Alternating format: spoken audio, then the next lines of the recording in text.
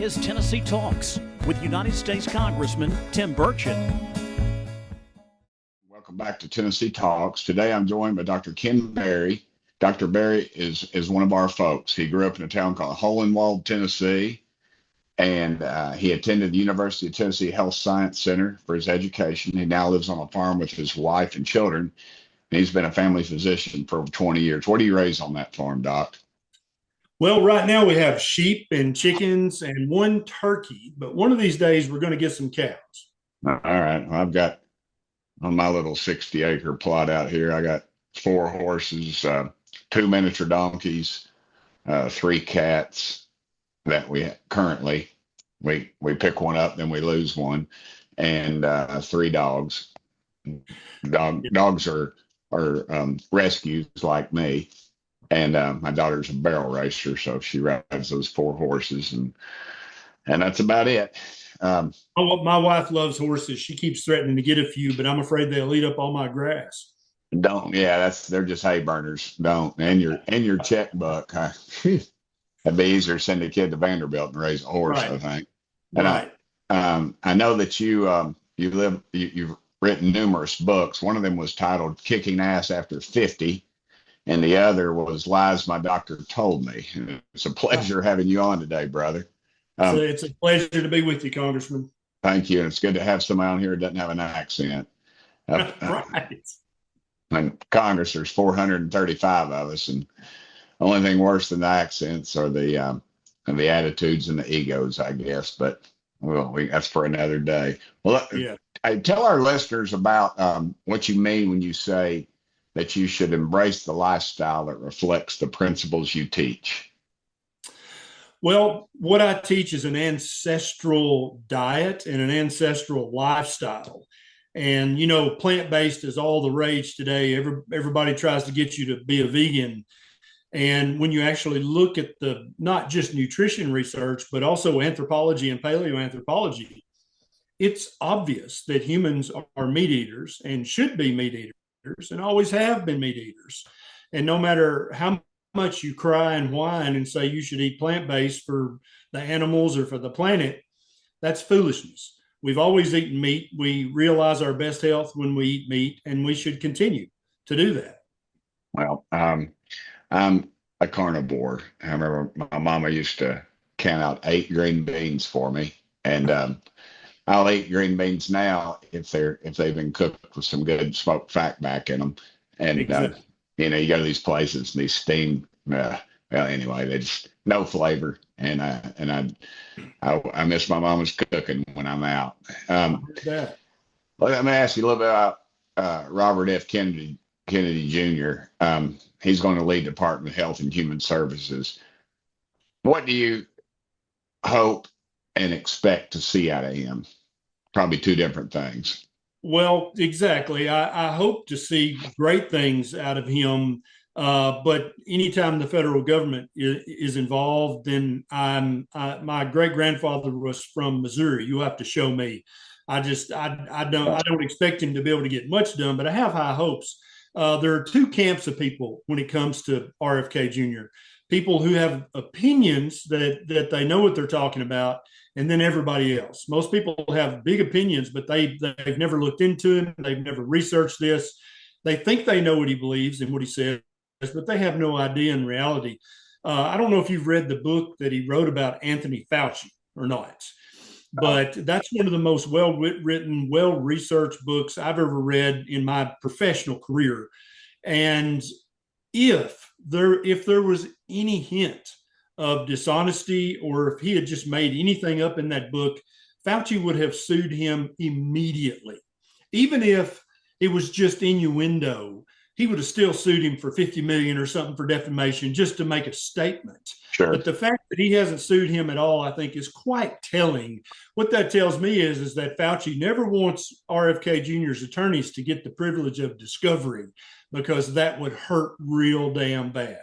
I think RFK is going to be great if he's able to get some things done that he wants to get done. Yeah, I remember when our former speaker, they'd always bring these guys in, and everybody would stand up and cheer for them. And I remembered I'm not real big on hero worship, and I sit in my usual seat in the back where I usually sit. And I remember leaning over to somebody. I said, "Who the heck is that?" And they go, "That's Anthony Fauci, man. He's the guy." And I was like, "Nah, I'm not a fan." People have short memories on him during the AIDS epidemic. He followed some of the Absolutely. same patterns he did under this. And Absolutely. I don't know if a lot of people died unnecessarily during the AIDS epidemic, but um, I know a lot of them did in my opinion, under COVID. I always remember the first time I really heard anything about COVID. Yeah, I'm a creature of habit. I sleep in my office at night, and then I go down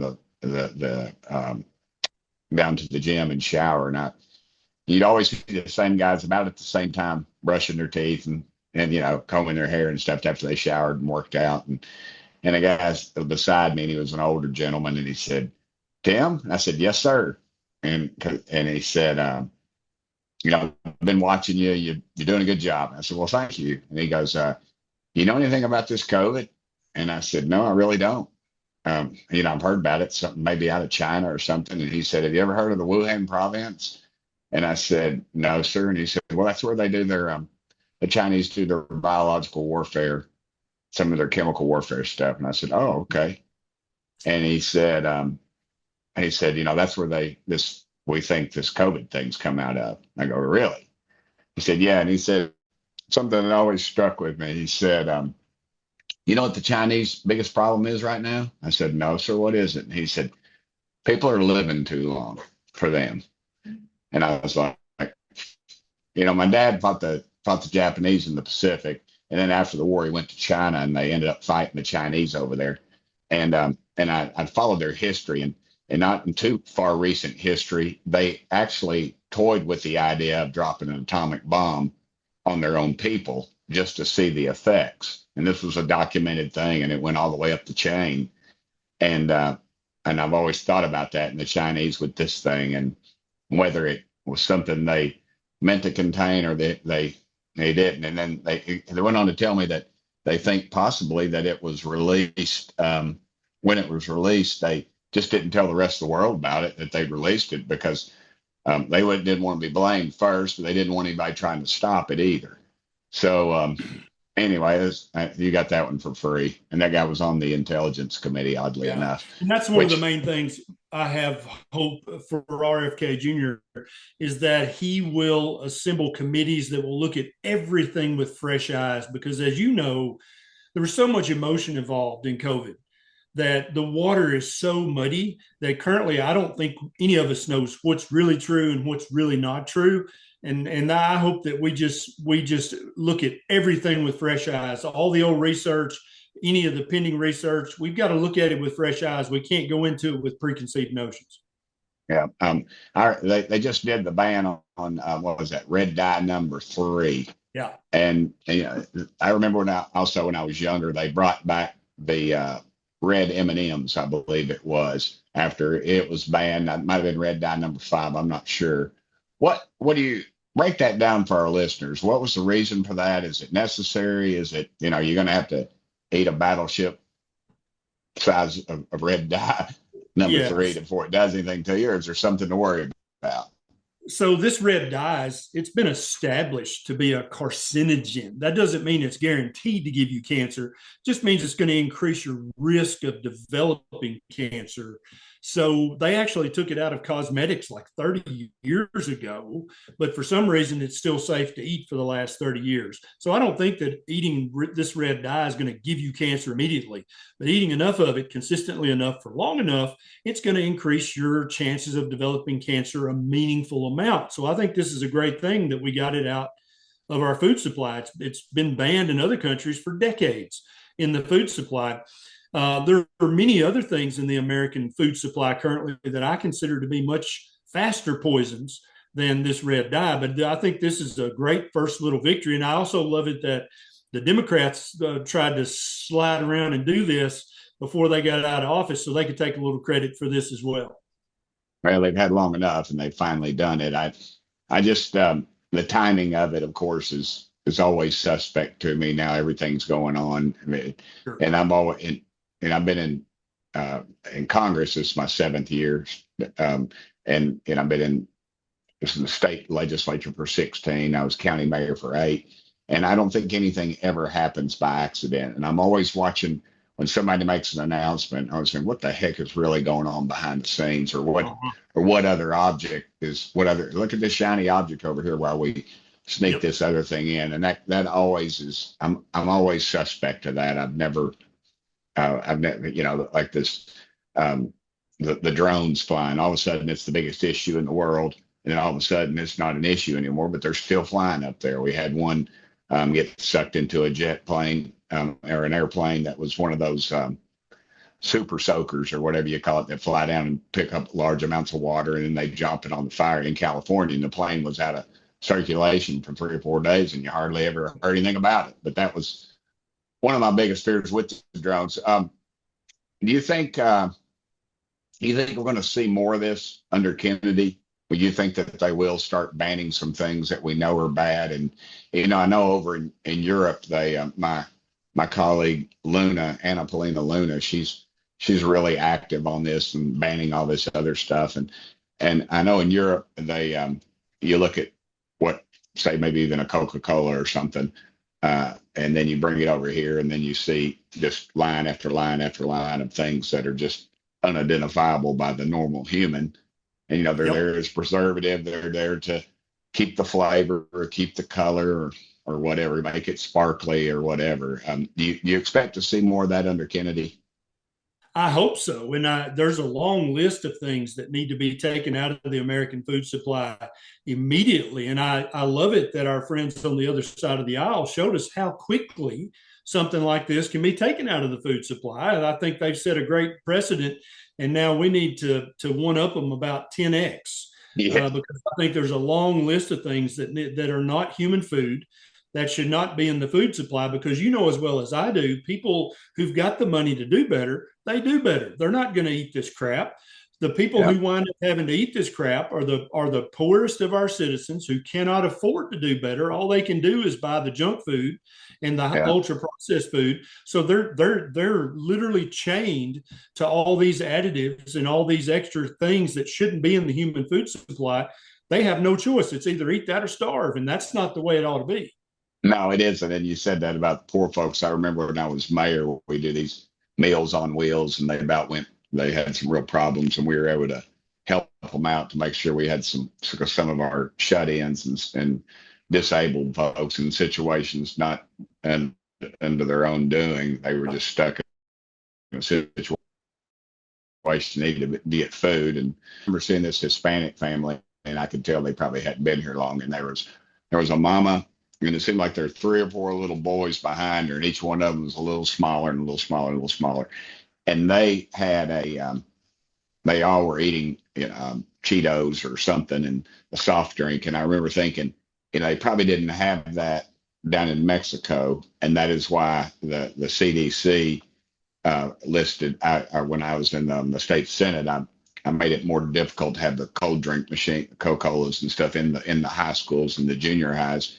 And they, I remember they had they said that, 100% of the Hispanic kids entering the system now would have type 2 diabetes. And they went on to, I think, 50% of black kids and 25% of the white kids. And so I fought them like crazy. It turned out it was just a cash cow for these. And I remember over in Middle Tennessee, they found out that a principal, it was almost $500,000 a year slush fund that he could do whatever he wanted to do with it.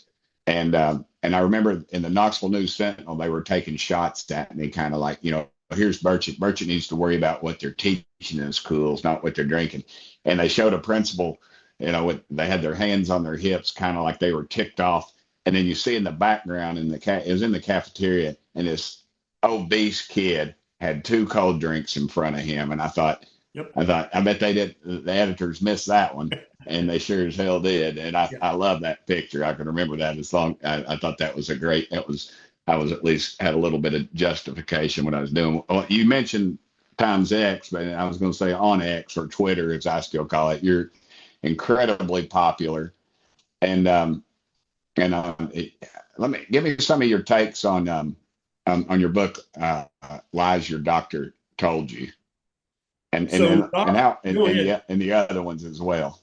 Yes, sir. So, Lies My Doctor Told Me, I wrote it a few years back now, but basically, doctors are just dudes and chicks. They're just like everybody else. They're just as susceptible of believing false things that the mainstream medicine narrative and the corporate media narrative, they're just as susceptible to that and believing that as everybody else. And so there's this long list of things that the average doctor will tell the average patient as if it's a fact. And there's just no truth in it at all. And some of these lies would include red meat will cause heart disease. This has never been proven, never been shown. There's no mechanism for that to happen. But it's very popular to believe that and say that. So many doctors say that. Many doctors say a plant-based diet is the healthiest diet. Also, has never been proven to be true.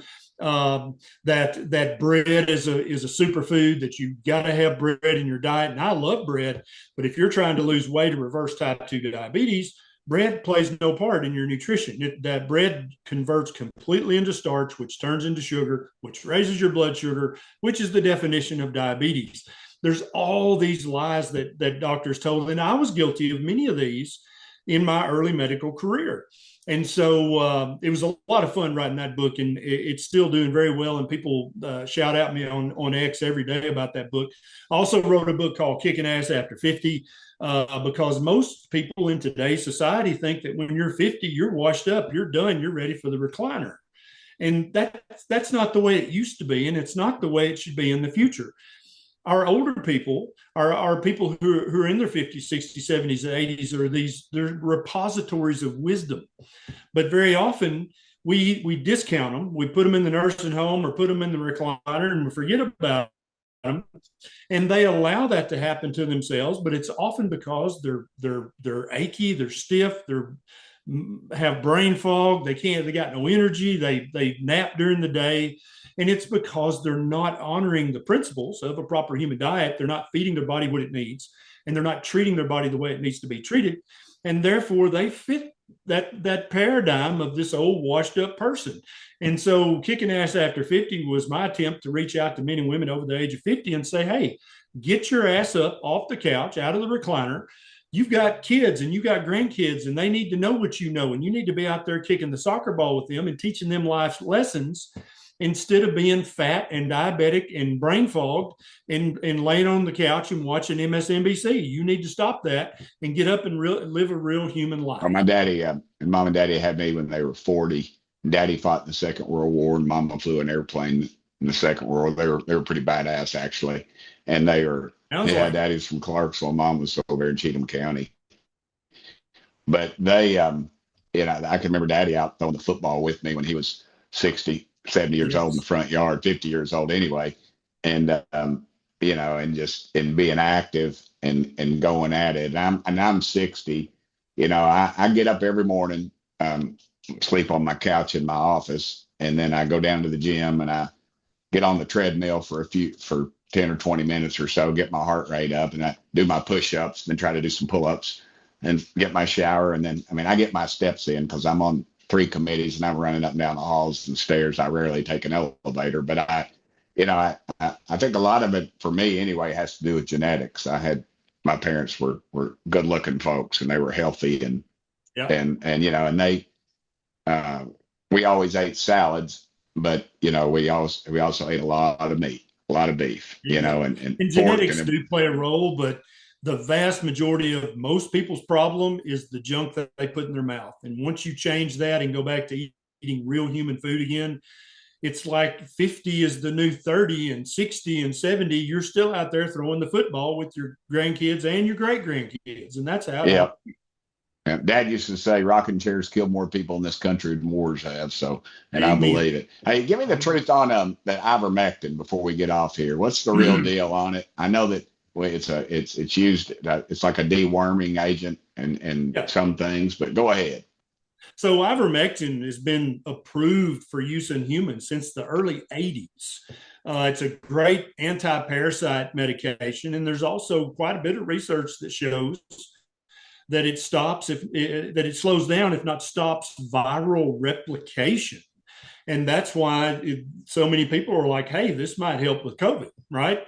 And so, as I said earlier, the water around the whole COVID issue is so muddy right now because everybody had an emotional opinion and there was so much fighting and bickering.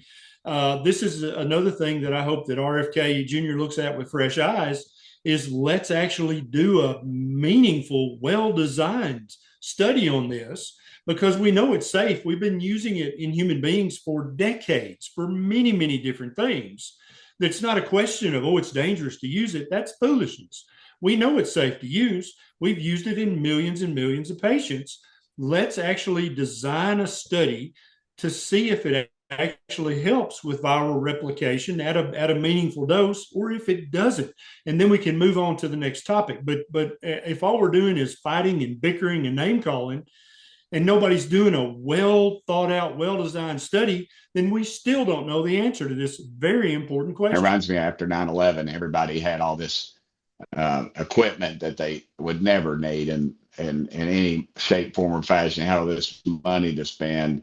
And, you know, hospitals in the area, they had huge refrigeration areas. They were setting up tents because people were going to die and they were going to have to, you know, and maybe I'm jinxing myself, but I was never vaccinated and I've never gotten COVID, and I've been in the, I've been everywhere. I'm a congressman, yeah. And I was an anti-masker, and people would yell at me, and I'd be walking down the street in Washington. I remember a guy, he got beat. It was a Yankee up there in New York. And I remember him yelling at me about wearing my mask. I said, dude, I'm outside. And now it turns out the mask, as they said earlier, the mask didn't do anything. And then they came out and said, wear your mask. And then they said the masks don't do anything. Of course, you fly on an airplane and they would mistakenly say federal law says you have to wear your mask. And no, it wasn't federal law. It was the airlines or the FAA came up with that. I don't know. We just got in line and we're like a bunch of sheep. And I'm really afraid of that kind of mentality. Yeah. If something really major were to overthrow type or to change in the direction of democracy. But hey, what would you tell young people today, health wise, maybe 3 things, kids in 18 to 20s, what they could do? A lot of young folks follow me on the internet and things that they could do right now to improve their physical and mental health. Yeah, it's easy, Congressman. Number 1, stop eating and drinking sugar. Okay. Your body that you're running around in right now, as well as your future body, is literally made of what you've eaten and drank. Okay. So if you eat junk and drink junk, your body's going to be junk. You're going to wind up with type 2 diabetes. You're going to wind up with obesity and high blood pressure and parts of your body below the belt not working like they ought to. You don't want that, okay? Stop the sugar. Sugar is not a health food. Sugar is junk. Stop all the grains. Wheat, rice, oats, and corn all turn into starch, which turns into sugar. And then number 3, stop all the vegetable seed oils.